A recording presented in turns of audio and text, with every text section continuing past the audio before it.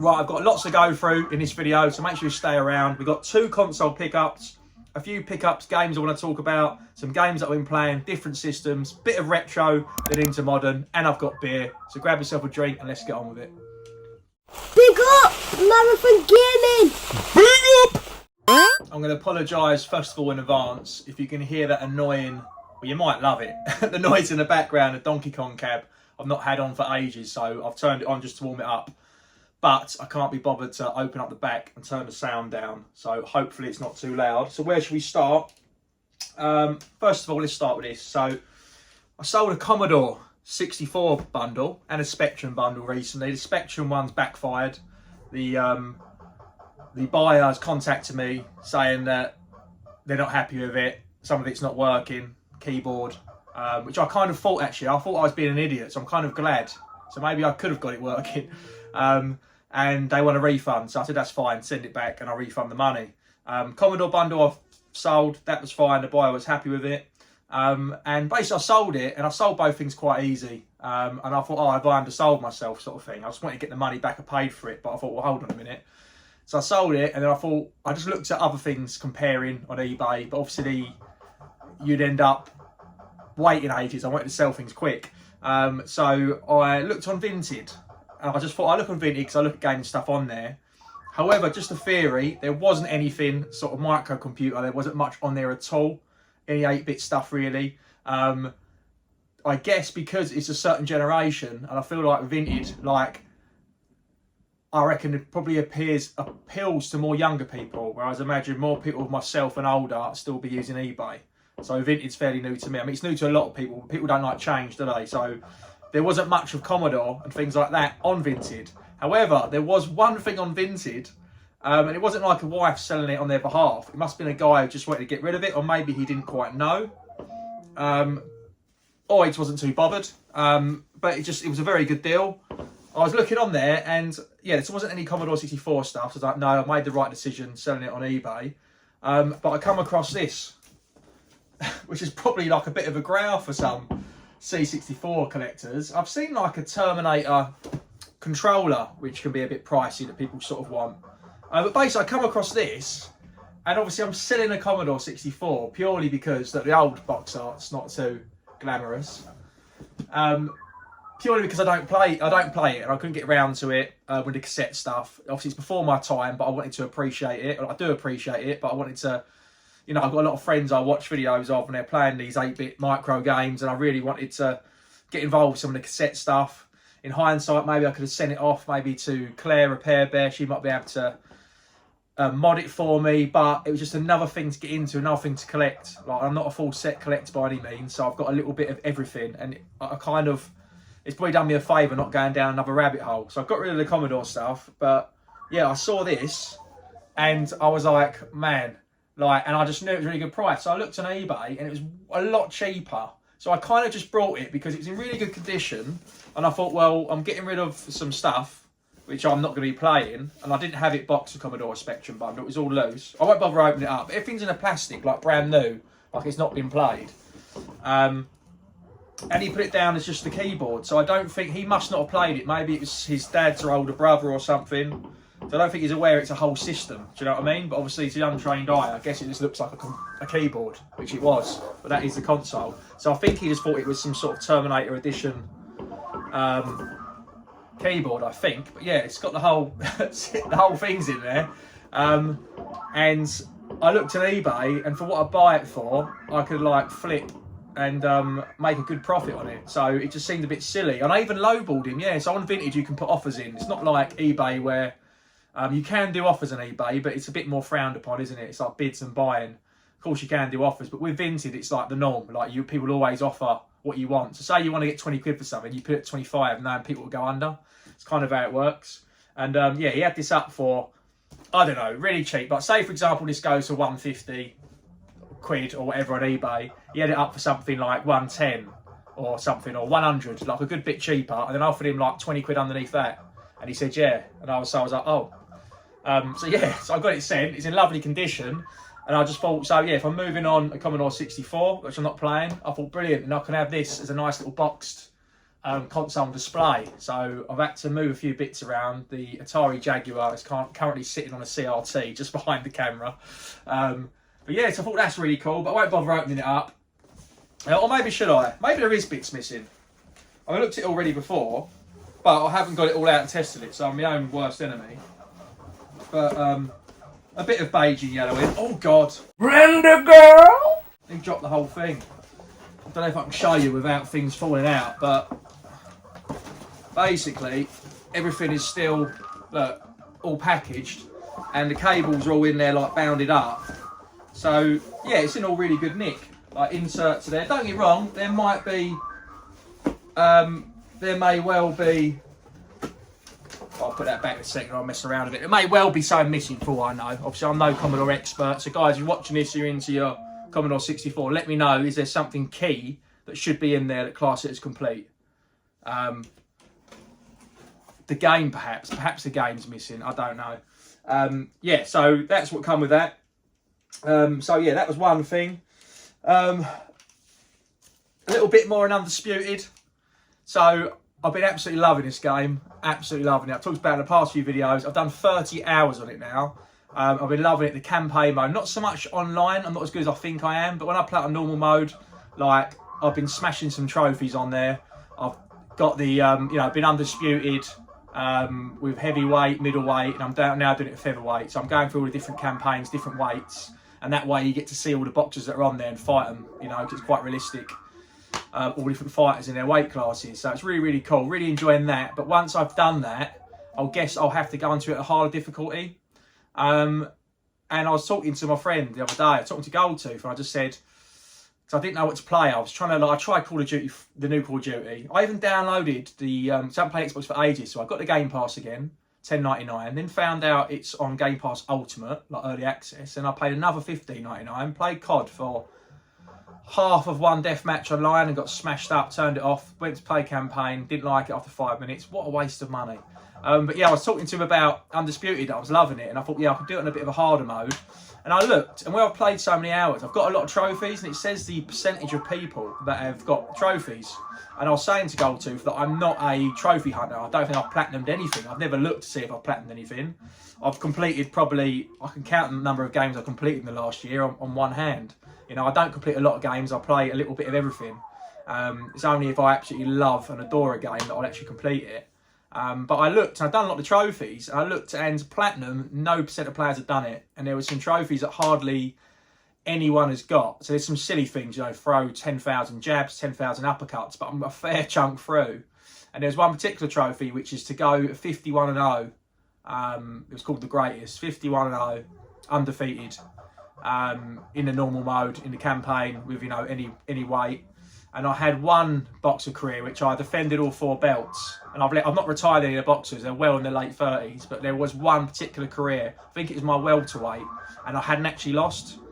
So I'd done everything with him right, like coaching him, training him up, and I hadn't actually lost a fight with him. So I thought, oh, do you know what, I'll go for it. And I was on 44, 47 fights, and I did like half a dozen fights last night or the night before.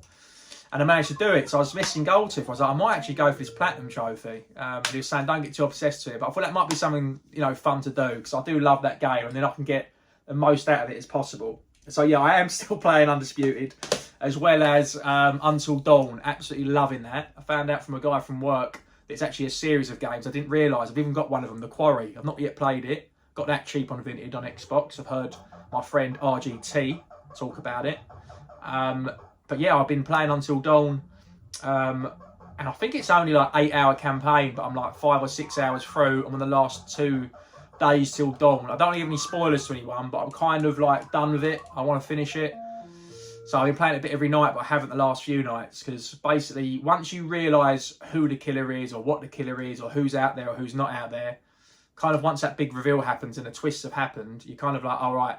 And then you've still got a good few hours to play. Unless something happens again, there's more twists. I don't know. But I'm kind of done with it, in a way. And that brings me on to the next thing I was going to say is, about 24 hours ago, my HDMI lead broke. And this might not sound like a big deal. I've got HDMI leads everywhere. But basically, the big TV in the lounge is mounted on a wall over a fireplace. All the cables are hidden through a cavity in the chimney breast. I hung that TV up about 6 years ago. I had a Switch at the time downstairs. Everything else was up here in the games room, I guess. Or this might not have even been here, to be fair. It would have been a small section in the corner. I didn't have a PlayStation 5 or an Xbox Series X at the time, so it's just that one HDMI coming out, and obviously one for the Skybox. So it's not a problem. So when I want to play PS5 or Xbox, I unplug from the Switch and I basically move the HDMI over. But over time, it's damaged it, and it finally stopped working yesterday, and then I broke it. So I'll be spending a lot more time in here. I've got a new cable come, but I might need a friend to help me, because I took all my strength holding a 65-inch TV off of a wall. It absolutely took everything out of me, so I might struggle. So if me and the missus try, so I'll give it a go.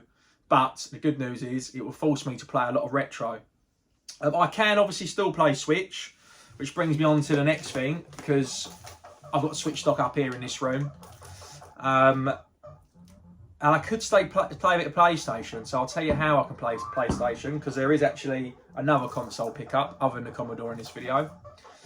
And that is Tomb Raider. Now, I might have shown this before. I still haven't played it yet, just because I've been enjoying other games. The missus keeps saying that she'd want to watch and play it with me. Well, watch me play it, because she liked this back in the day on the PS1.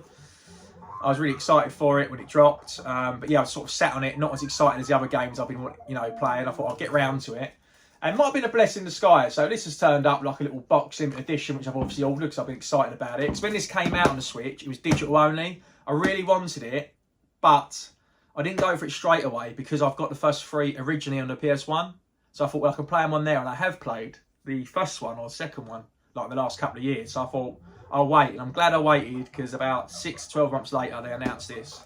So yeah, the order for that come through. That was about a month ago it's come in. Then literally, I think yesterday, very confusing. Same developer, same publisher, Crystal Dynamics and Aspire. It's not like a limited run production, but I don't know what's happened here. So I've ordered it twice, but this is PAL. This isn't. That's like the, I don't know, North American or Asian symbol, teen, I don't know. ESRB, I'm assuming that's American. But I wouldn't be able to trade that in the future. But it might have done me a favour, because I kind of like, I mean, it is a bit rattly. I'm kind of intrigued what's in there, but it's always tut in it, what's in here, let's be honest. Right, just, here we go. Includes physical video game, plus its exclusive items, a steelbook, exploration map book, greatest hits music CD, original soundtrack digital download. To be honest, I'm never interested in the stuff that comes free. Unless it's a half decent poster I can frame, I'm not bothered. That'd be a nice poster, wouldn't it? Old juicy Lara Croft. So to be fair, I'll be opening it just for the game. So if it was cheap enough digitally, I probably would have paid like a tenner just to keep this sealed. But that's done me a favour. I'll play with this physical, and I'll keep that sealed. And then maybe once I've finished with this one, if I complete it, maybe we'll give it away later or something, because then I've still got a copy. Right, back to the new console. So I did make a big purchase. A big purchase for me anyway. I got a cracking deal. We'll keep the Commodore for now, but we may sell that and flip it in the future. But I can still play my PS5 without the HDMI working, and I'll tell you how. So I brought, and I'm really happy with it. I'm going to talk about the pros and the cons. I get why people will be disappointed and why they haven't sold as well as they probably thought they should, but they definitely suit a purpose. The PlayStation Portable. Now I've got it boxed, and it's come with screen protector, grips, cover, whole case for it. It won't do it justice because it's not on downstairs, but the screen is absolutely remarkable. It really is. When you've actually got a game on, it's trying to connect. You probably won't be able to see it with the TV with the glare and stuff, with the lights in the room. But it's bigger than a Switch, a bit like a Steam Deck, I suppose, in size. But the clarity of it is probably better than my TV, to be honest. I haven't got the most expensive of TVs, even though it's a large TV in the lounge. And they're always upgrading, aren't they? OLED and all this different stuff, technology. So mine's probably old hat. But yeah, the screen of it's really, really good. Now, this serves a purpose, and the reason why I got it, there was, my missus basically had some friends round, and I didn't want to be bothering them doing the little girls' night. This wasn't the most recent one, this was before then. I was playing a Switch upstairs, but I was really into Undisputed at the time. This was about a good few weeks ago when it first dropped. So I was like, damn, if I had a PlayStation Portable, I call it portable, it's called a PlayStation Portal, isn't it?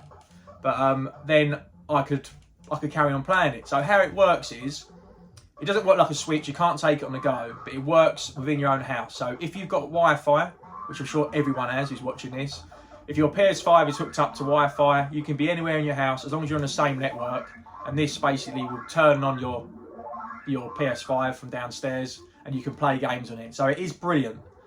However, it is limited. I haven't got the greatest internet in this house, so it can be a bit janky at times. Also, I don't know if it's because of my internet or you just can't at all, playing physical games where discs are downloaded to my PS5, like Undisputed, I could play this fine. I've literally just been playing Undisputed on it.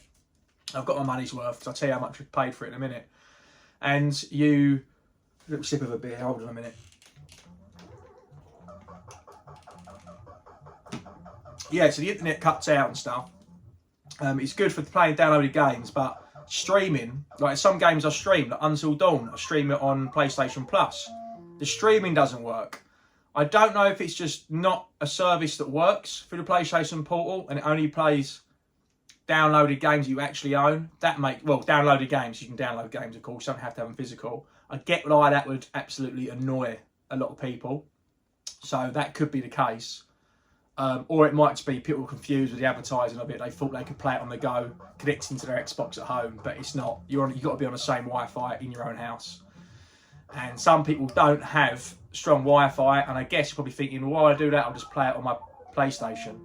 So the only reason for it being actually helpful is like my instance. So yeah, so if you've got a big family or whatnot, and your kids are watching something downstairs, or your missus is watching something, and you want to be in another room, bit of peace and quiet, playing it with headphones on. It's even handy, like, if you want to be sitting in the room with your family and they want to watch something, then you can play this, do you know what I mean? You can be in the same room. So that's kind of its only purpose. So for me, it's worth it, because I've used it many a nights, basically. And it means if I'm into a PlayStation 5 game, and there's other things going on, or someone in the house wants to watch something, it's not an issue. Then I can just use this. I got a good deal on it as well. So I believe they retail at like 200 quid. I believe, yeah, that might be brand new. So I'm guessing they're like 160 or something on, or what? Maybe they're 200 quid actually on CEX second hand. Basically, they're 200 quid to buy. Whether that's brand new or CEX, I'm not quite sure. But I went onto Vinted, and there's a lot of these priced at about 150, 160, up to 170. You know, people with carrier cases and all this stuff. But you can get a box one with like protection all, and a lot of people seem to have them brand new, or said hardly used, or used once or twice. So I can see these are flopped. But for me, it's an absolute banger of an item. And I'll go with a couple of friends, George from the Unofficial Controller podcast, and also Digital Monkery. If you're watching this, I heard you've got one as well. We got one at the same time, so we spoke on Discord. So hopefully, I know he's got a couple of kids running around the house, so he probably found use of it as well. And he can probably sit in his garage, in his games room with his main console in the house and probably hook up to it. So yeah, they are good. And I basically just looked for ones which are priced low end, like 140. And I basically just offered everyone 130, like 12 people. And one of them took it. That's what I'm saying, to make the offers, and someone took it. So I got it 130. The reason why I did that is I believe that was a trading price at CEX. And I wasn't sure, because I haven't heard much good stuff of it. And I only wanted to get it for that occasion of what I explained earlier. So yeah, I bought it for what it trades in for. So I'm going to play it. I mean, I imagine it's decreased in value as much as it would do now anyway. I doubt it would go down anymore. So when I'm finished with it, I could just trade it in, but I'll probably keep it. So that's a really good deal. I've got like 130 quid, box complete. Everything's in there. So that's absolutely phenomenal. So yeah, PlayStation Portal is good. So that's basically how I would explain it. If I miss anything, guys, let me know in the comments. But I think it's a really handy piece of kit, just for that one reason why I said. Right, what else has been happening? If anyone wanted to Sega Dreamcast, please let me know. I went to play Sega Dreamcast the other night. I've been wanting to play it for a long time. I've got about half a dozen games, a small collection. I want to play it. I don't want to add to it before playing the games. I don't want to go down another bloody rabbit hole. But I was thinking to myself, why haven't I played it much? I went to play it and I must have forgot. I seem to have an RF only cable. Now I'm sure you can get all sorts for these. Probably you can get HDMIs, but I would have thought it'd be the red, green, blue. Red, green, blue? Red, white, yellow, RGB, you know what I mean. I would have thought it'd be like a SCART, or those leads that you pop in. I wouldn't have thought it'd be RF aerial. But I tried to pop it in the TV, it didn't work. This is on a CRT, you can't see. But then there's like a flat screen in the corner behind me over there. I've got a load of other retro consoles set up. and that's where my Atari works best over there, and that's on RF. So I'll try putting it in the aerial slot there, see if it works. But yeah, that just seems a bit odd. So let me know. I'm assuming that would have been at the time on a SCART. Yeah, SCART, or even the coloured pins that go into the SCART, either or really. So let me know if anyone's got a recommendation, send us a link so I can buy it. I mean, without me going to retro shop, I'll probably just order something off Amazon or something and I can get it and play it soon. So it means play a Dreamcast, but haven't. And then the last thing is, the Sega Game Gears are off for repair. And a bit of modifications and swaps. Quite excited actually. So Retro Saviour, he's on YouTube. He's actually repairing my Game Gears at the moment. So one of them had a bit of an issue. It's had a screen upgrade previously, but it all of a sudden wouldn't turn on. And I played it for a few nights, literally just next to the bed, put it down the side. Been loving Road Rash on the Game Gear, absolutely loving it. And one day it just didn't work, but I sent it to him and it worked his end. So I don't know if the postage shook something up, but he's changed the motherboard, whatever the bloody hell that means. And he's changed a few things. So big up Chris, he's got that working. And I sent him another Game Gear to upgrade the screen on. So then because I had another Game Gear as backup, so it's perfect, but it's not as good like playing the original screens. I said, look, while you're there, fit me a new screen. And then he's basically loves tinkering with stuff, and he has tinkered a Game Gear to the max. So it's like all orange clear shell, it's beautiful. It's had a screen mod, it's obviously recapped. It's had a battery mod, which I'm interested in, because they take 6 AA batteries, and if you play it like, and that it only lasts like 5-6 hours normally, but with the screen upgrades, I think it's actually less, but it's still annoying. It's a lot of batteries, isn't it? It's like a whole pack. So yeah, he's got one that's got that on it, or he's putting it on there, and then he's actually got a HDMI output, so you can plug it in the TV. So I thought that's awesome, because when I've been doing my Game Gear series, I've been putting footage on a screen, but it's not my footage. I'm just literally recording like trailers and stuff. So it'd be really cool. I can actually talk about the games and show it to you guys and actually record it on a TV. So yeah, so we're basically doing a swap. So because then he's got another Game Gear he can upgrade. So yeah, big up Chris Retro Saver. If you want anything repaired, bear with him though. He might not want his advertisement, because I know he's doing his uni work at the moment. But I'm going to tag him in anyway. I heard from him through another Welsh tuber, but he's really, really good, and he's so. Chris, you need to up your prices if you're watching this. He's too reasonable and a bit too honest, which is obviously a fucking great thing, really. I need to stop swearing. I've noticed my videos haven't been doing so well lately, like the last 6. I think it's because I've been swearing too much. I might beat that out. Yeah, I feel like YouTube's not pushing my videos, so I keep swearing. So Scott's going to be a good boy from now on. But yeah, Chris, thank you very much for sorting that out. But yeah, why he's been repairing that. So sometimes it's nice to play something in bed sometimes, little 10 minutes for you. Put your head on a pillow, and if it's not the Switch, it's the Game Gear. But with the Game Gear not being there, I thought, oh, do you know what? A bit of Game Boy Colour. And now, I mean, this might be a bit of a cliche, but it's absolutely gorgeous, this is, right? I love this Game Boy Colour. It's a nice purple sort of clear one. It's a light, so the screen's a bit smaller, but again, it's a modded screen. And then Pokemon Yellow in there. And it's so good, the music and that, it's really, really good. So I was playing that last few nights, like 10-15 minutes in bed. Absolutely awesome. Really, really enjoying that. There he is, Pika. So yeah, been loving the Game Boy Colour again. So I might try, some Game Boy games have a bit of colour when you put them in it. So I might try because I don't actually really play original Game Boy. It's just Game Boy Colour, but I normally choose a Game Gear over it. But I'm going to go through my Game Boy select collection, and then I'm going to plug in the games, and any of them which have a bit of colour, which I enjoy, I'll keep, and the rest I'll sell, other than Kirby, because I love that game. But yeah, I might start collecting a bit of Game Boy Colour games as well, potentially, which is cool. So yeah, it's really cool to be enjoying the handhelds. I know Retro Ed would be happy to hear that.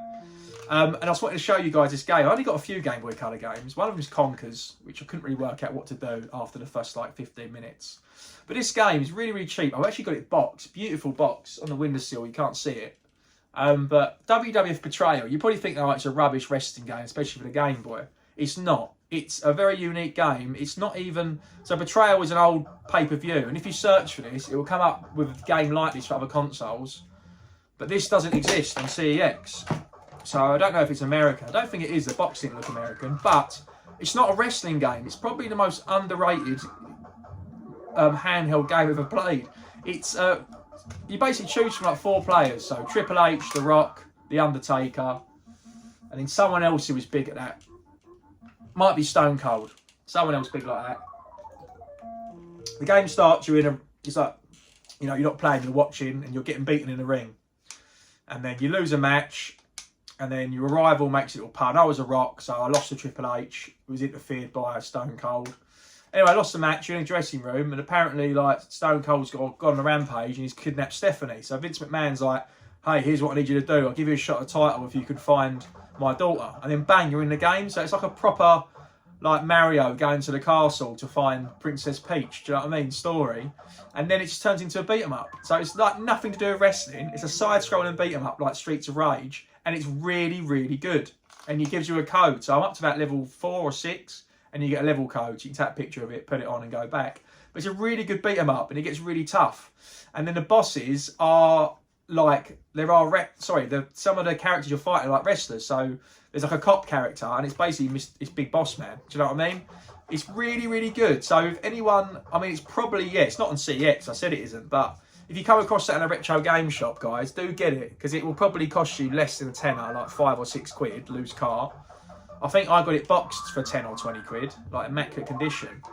But when games aren't on CEX, people don't seem to see much value in them. But yeah, it's absolutely awesome. So if you see that at a gaming market or a gaming shop or even on eBay, guys, if you're into Game Boy Color, that is a bit of a hidden gem. It really is. Well, I think that was all I was going to waffle on about, really. Was it a pickups video? A bit of a pickups video, a bit of a vlog, really. But yeah, that's all I've got to say. See you later. I'm Mario. And I am the Hedgehog. And today, with this...